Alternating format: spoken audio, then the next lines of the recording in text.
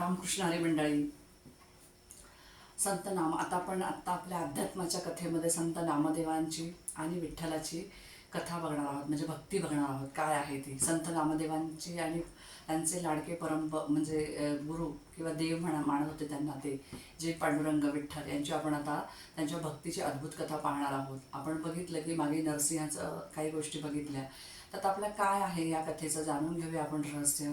आपण मागे बघितलं की ज्ञानेश्वर महाराजांचं बघितलं, पांडुरंगाचं बघितलं, संत नामदेवांनी अनेक काही गोष्टी केल्या, म्हणजे त्याच्या विसोबा केसरांनी त्यांना कशी शिकवण दिली, त्याच्यात त्यांना कसा धडा मिळाला, देवाची म्हणजे देव कुठे आहे हे सगळं सांगण्यामध्ये त्यांना जसा धडा मिळाला, ते ज्या भक्तीमध्ये गुंग होते, ते ज्या एका गैरसमजामध्ये होते, तो गैरसमज कसा दूर झाला, चला जाणून घेऊया आपण ही कथा. तर नमस्कार मंडळी, आपल्या अध्यात्म कथेच्या या नवीन एका भागामध्ये आपण तुमचं स्वागत करतोय. याच्यामध्ये आपण बघतोय की संत नामदेव आणि पांडुरंग म्हणजे विठ्ठल यांची भक्ती.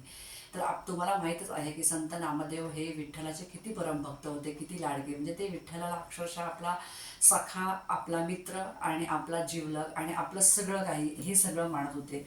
आणि ते विठ्ठलाची एवढी भक्ती करायचे की त्यांना विठ्ठलाशिवाय दुसरं काहीच दिसत नव्हतं. आणि मग एकदा काय झालं की ज्यावेळेस त्यांना असं लक्षात आलं की मी विठ्ठलाला, म्हणजे त्यांना असं वाटायचं माझा विठ्ठल हा फक्त विठ्ठलच आहे, मूर्तीमध्येच आहे, देव आहे, मंदिरामध्येच आहे आणि तो माझा विठ्ठल फक्त तिथेच आहे. आजूबाजूला त्यांना कधी भानच नव्हतं की माझ्या आजूबाजूला देव आहे किंवा काय आहे. तर ते फक्त विठ्ठलाची तिथेच भक्ती करायची, मंदिरामध्येच ते जायचे. त्यांना असं वाटायचं की फक्त ही मूर्ती जी आहे, हा जो देव आहे तो फक्त माझा आहे. तर एक दिवस काय झालं की एवढी त्यांची भक्ती होती, तर त्यांनी एक दिवस काय केलं की स्वतःच्या हाताने नैवेद्य बनवला आणि जेवण बनवलं, म्हणजे जेवण बनवलं आणि ते नैवेद्य घेऊन पांडुरंगाच्या मंदिरात, म्हणजे देवळामध्ये किंवा मंदिरात गेले आणि तिथे त्यांनी काय केलं तर पांडुरंगाला ते नैवेद्य दिला आणि पांडुरंगाला सांगितलं की तू हा नैवेद्य देवा तू खा, तुझ्यासाठी आणलेला आहे.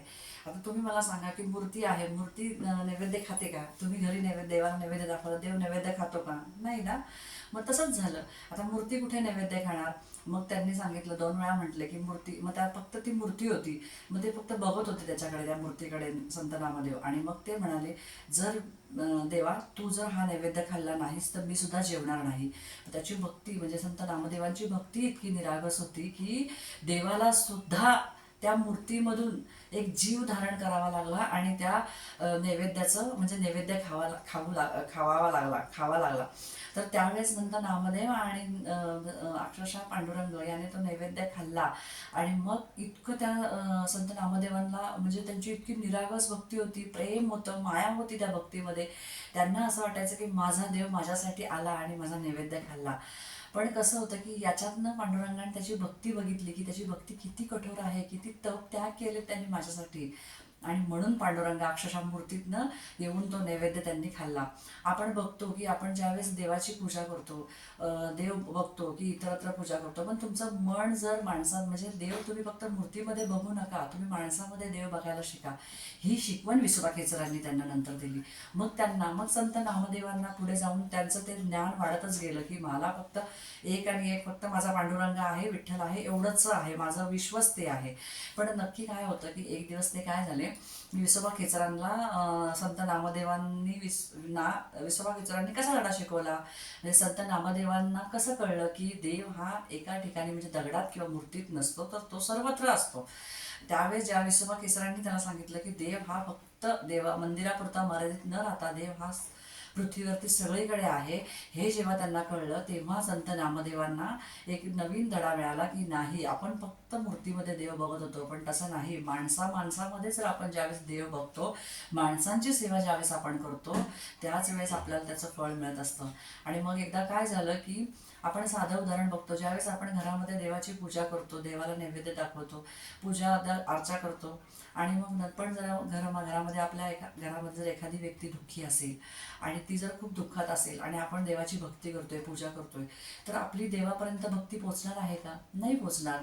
कारण आपण काय केलेलं आहे की दुःखी व्यक्ती आहे, तिचा आपण विचार नाही केलेला आहे. जर आपण त्या दुःख असणाऱ्या व्यक्तीला जर आपण आधार दिला, तिच्याशी आपण बोललो, तिचं दुःख दूर केलं, तर आपलं नक्कीच काय होणार आहे, आपली केलेली पूर्ण भक्ती जी आहे ती पांडुरंगापर्यंत पोहोचणार आहे. नाहीतर आपली भक्ती अपूर्ण राहणार आहे. म्हणजे तुम्ही काय करा, याच्यातनं संदेश काय मिळतो की तुम्ही काय करा, की आपला जो देव आहे हा देव तुम्ही तुमच्या माणसांमध्ये आधी माणसांची सेवा करायला शिका, माणसांमध्ये बघायला शिका, देव मूर्तीमध्ये बघू नका, हे पांडुरंगाने सांगितलेलं आहे. आणि हे सांगत असताना संत नामदेवांच्या लक्षात आलं की अरे नाही, आपण जे करत होतो ते थोडंसं चुकीचं होतं. भक्ती बरोबर होती, पण ती भक्ती अशी होती की फक्त आपण त्या एका मूर्तीमध्ये किंवा एका पर्टिक्युलर एका माणसामध्येच ते बघत होतो. पण नाही, पृथ्वीवरती सगळ्या जीवसृष्टींमध्ये कणाकणामध्ये आपला देव बसलेला आहे. आणि याच कथेमधून आपल्याला हेच शिकायला मिळतं की तुमची जर इच्छा खूप प्रबळ असेल आणि तुम्ही जर देवाप्रती खूप भाव व्यक्त केले आणि मनापासून जर तुम्ही घरामध्ये घराघरांमध्ये आपल्या घरामधूनच सुरुवात केली भक्तीला, आपल्या माणसांमध्ये, आपल्या परिवारात, आपल्या फॅमिलीमध्ये असणाऱ्या माणसांमध्येच तुम्ही जर त्यांना तुम्ही नमस्कार रोज उठल्यानंतर, समजा तुम्ही सकाळी उठले, तुम्ही देव बघता, आपण म्हणतो ना देवालयामध्ये गेलो किंवा मंदिरामध्ये, आपल्या घरातल्या मंदिराला आपण नमस्कार करतो देवाला, तर तो करण्याच्या आधी ज्यावेळेस तुम्ही माणसांमध्ये देव बघता, माणसांमध्ये नम्रता दाखवताना, तेव्हाच तुमची ती भक्ती आहे ना पांडुरंगाप्रती, ईश्वराप्रती पोचत असते.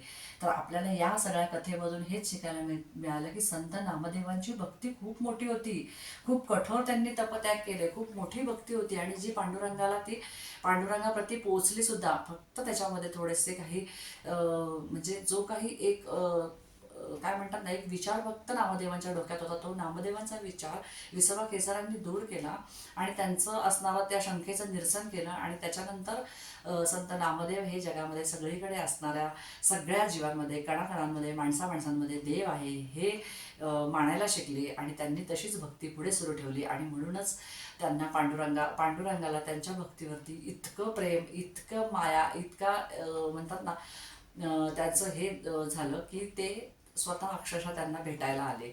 आणि या कथेमधून हेच शिकायला मिळतं की आपण आधी काय करायला पाहिजे, की आपण भक्ती ही प्रेमाने, श्रद्धेने, निष्ठेने आणि सातत्याने करावी. फक्त नुसतं तोंडाने बोलून हे भक्ती होत नाही. त्याच्यासाठी तुम्ही काय करावं लागतं, तुमचं मन एकाग्र करावं लागतं. आणि तुमचं मन एकाग्र झालं तर तुमची भक्ती ही पांडुरंगापर्यंत पोहोचते आणि नक्कीच तुमचा कुठलंही संकट आलं किंवा दुःख असलं तरी तुमचा देव तुमच्यासाठी धावतच येतो. हेच या कथेमधून आपल्याला शिकायला मिळालं. कशी वाटली तुम्हाला ही कथा? नक्की मला कमेंट करून सांगा, लाईक करा, शेअर करा आणि हो, चॅनलला सबस्क्राईब करायला अजिबात विसरू नका बरं का. भेटू नवीन अशाच काही कथेमध्ये, आध्यात्मिक काही गोष्टी घेऊन तुमच्यासमोर पुढच्या व्हिडिओमध्ये. रामकृष्ण हरी मंडळी.